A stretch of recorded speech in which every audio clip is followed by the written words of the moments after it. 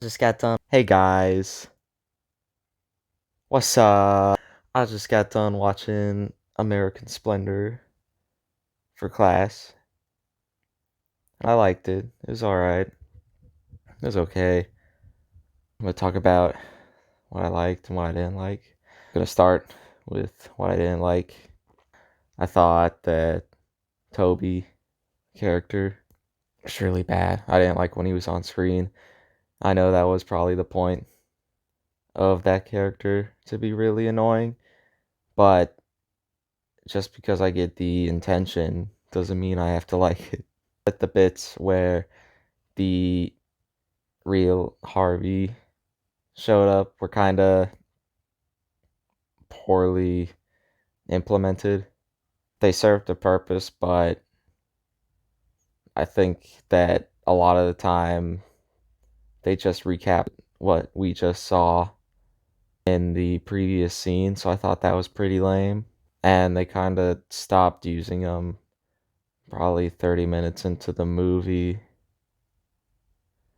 And I felt that it kind of ruined the part of the story where Harvey gets cancer because we know how it's going to end because he's alive to film those bits in the movie. So there's a sequence in the movie, of course, where Harvey's talking in empty space and he walks onto a green screen set of like a hospital where it's snowing, and I thought that looked pretty bad and that it wasn't really well done considering the movie came out in 2003.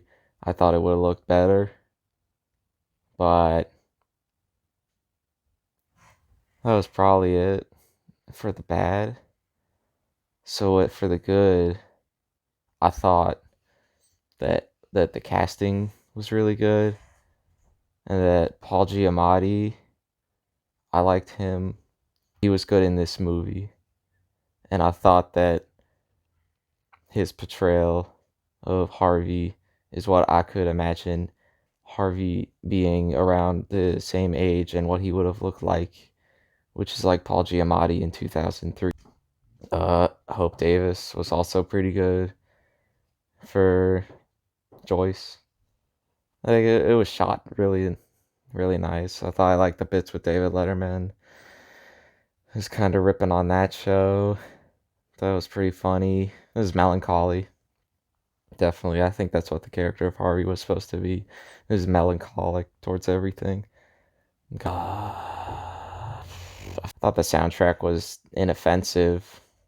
It wasn't really anything that stood out to me, but wasn't anything that was too bad where it kind of took me out of the movie, so that was pretty good. I thought the bit at the end where they adopt the girl was kind of really quick. There wasn't a lot of time put into it where it felt earned, you know? It just felt like it was supposed to be there for the happy ending to happen.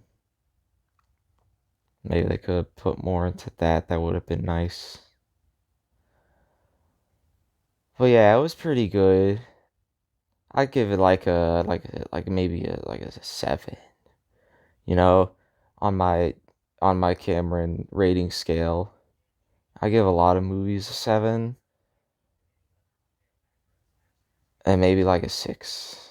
Maybe this was like a 6.5. You know, it felt kind of long, even though it was like an hour and 45 minutes.